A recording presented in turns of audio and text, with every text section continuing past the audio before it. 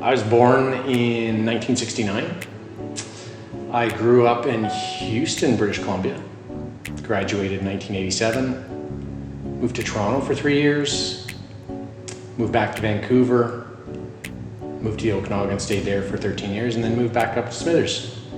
And pretty much the whole time I was doing sheet metal or roofing. I answered an ad in the newspaper in Toronto when I first moved there. No experience, showed up with no tools. But I worked really hard and they kind of liked me, so that's what I did. Was big buildings in Toronto where you'd be putting on 300 of the same piece, just repetitive. And yeah, it kind of appealed to my sensibilities, so I stuck with it. With roofing, sometimes you do end up with a little bit fancier customers and they like, a curved copper barrel roof, interesting copper details here and there. So yeah, I just ended up with some copper in my shop and started playing with it and kind of learned from a few guys with different tools on how to shape it. And then you realize like it's kind of the sky's the limit with this stuff, as far as you can take it, it'll go for you. So yeah, that's where I came across the copper, was just simply through my job and having to. Yeah, no, I buy it new. Some of it is repurposed. The weave beside me, it's the leftovers from an awning over a kitchen stove. So all the bits and pieces were cut off and just sitting under the bench. So, but for the most part, some of it is new. Yeah. I don't know if I can or not. I don't really know what drives me, but it's just get an idea.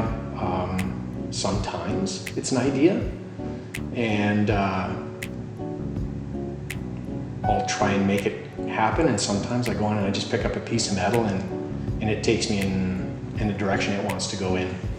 So I've questioned a lot, where the inspiration comes from, that moment of aha, and I can't figure it out. So yeah.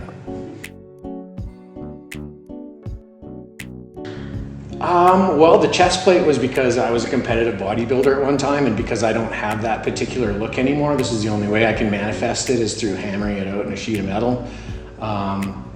And I think the rest of it is just like, if I was a kid and I could have this stuff in my room, what would I make? And I think those are a couple really cool sort of macho dude pieces that, I think anybody would like, yeah. Everything is hard about it, and there isn't one piece that I've done that hasn't been 2 seconds away from getting smashed flat with a hammer. And I think that's what I enjoy, is the fact that it is difficult. And in my trade, I've mastered the roofing end of it because it's linear and definitive. You have to play within certain realms in order to make the job look decent. But it's free flowing, and you can go places that you don't know if you're gonna come back from. And that's what I like about it, man. It's super challenging and kind of, you don't know if you're gonna finish.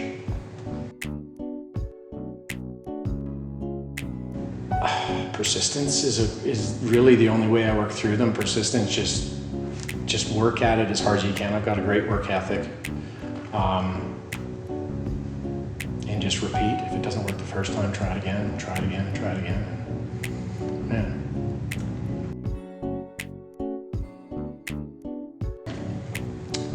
So the Spartan Helmet, I found a downloadable pattern.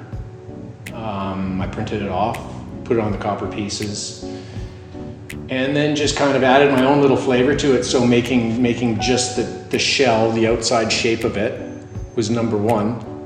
And then I had to attach the face and the crown piece together. And the crown was spliced to give it the curve. I had to take pieces out of it to make it curve.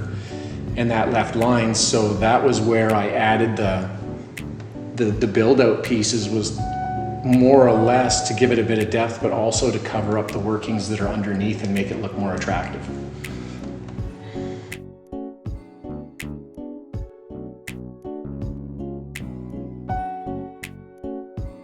No, being 51, I think I've lost a lot of that concern as to how people are going to receive me. I don't think that's the important part. I think the important part is that I make things that I think are fulfilling for me, and if somebody else finds enjoyment for it, well, then that's a bit of a bonus as well. So yeah, not everybody can like everything.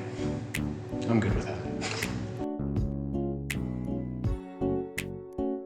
I want to do a complex gazebo. So not only is it round, but it's a round like that, and it'll all be shingled in multiple shape shingles and all copper details with copper tubing as some of the details around the windows and doors and whatnot. That's my big one. I saw a fellow who did a stainless steel dragon, and it got shipped over to China for like $3 million, and that appeals to me, like doing something on that scope. So I'll start with this and go from there. Yeah. I'd like to say it's the still because it's useful, but I'm kind of torn between the banana and the tennis shoe are two of my favorites, because the banana, if I was going to call it anything, I would call it the self-portrait, and the tennis shoe is just, yeah, it's, the inner child.